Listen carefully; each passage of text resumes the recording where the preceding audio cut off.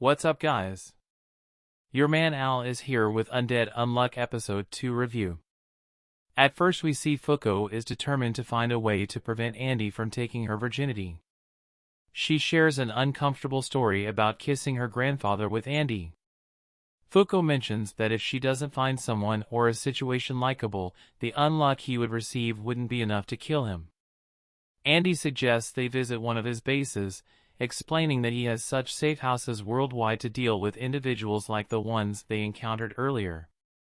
Andy provides Fuuko with an impenetrable vest and reveals the identity of the men who pursued them. They work for an organization that monitors unidentified mysteries like Andy and Fuuko. He refers to them as negators and advises against underestimating their strength, as he had encountered negators 50 years ago who were too powerful for him to handle. Andy suggests that it's best to escape when the opportunity arises. I can't begin to imagine what Andy must have gone through in those years of his life. Being treated like a lab rat must be worse than hell. Also, Fuuko and Andy's interactions are hilarious. We see Andy explains that he underwent extensive experimentation to give himself a fighting chance against formidable opponents and is concerned about what the same organization might do to Fuuko.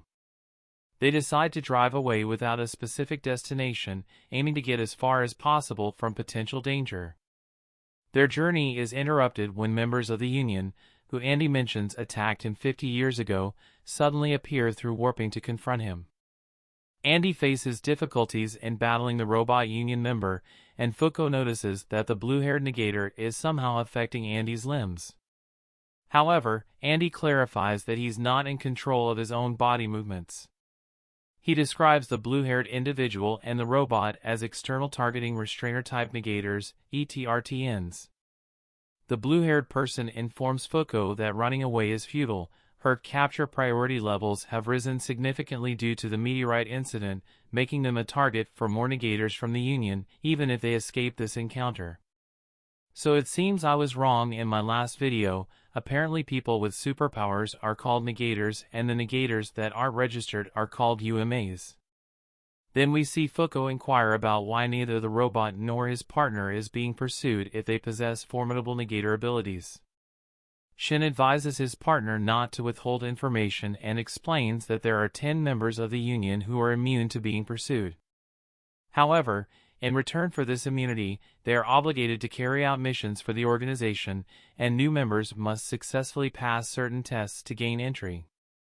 Fuuko wanting to join the Union was something so brazenly unexpected that it completely caught me off guard, but it's a very logical move. I mean, why will you want to be hunted when you can be the hunter?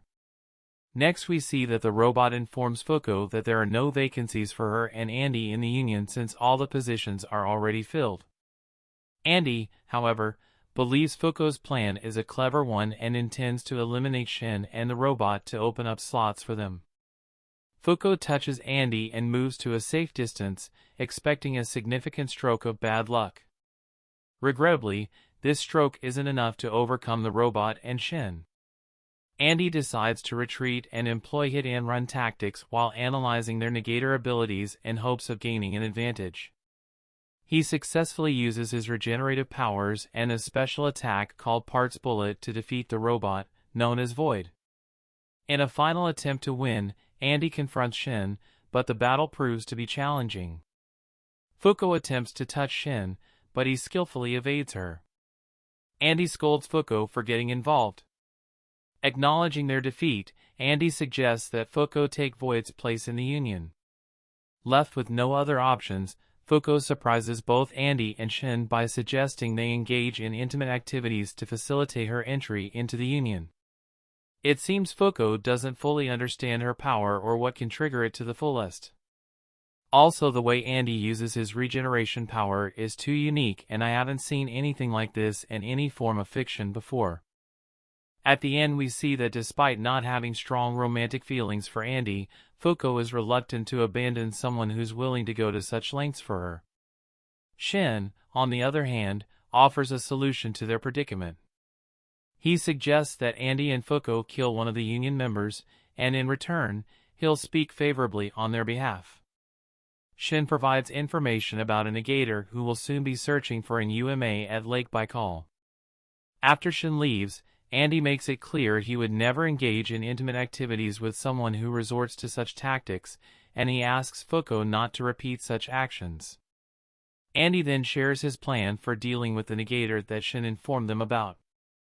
It will be very interesting to see how they make it to Russia without using any normal route.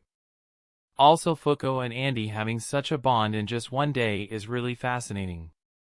Overall, it was a wild episode, and the twists have been fourth wall breaking, so I really can't wait for the next one. Anyways, thanks for watching, everyone. If you like my video and want to see me make more, then hit the like button and subscribe. If you want to say something, then leave a comment. You can also follow me on Twitter and Instagram or check out my Facebook page. Links are given in the description. Until then, see ya.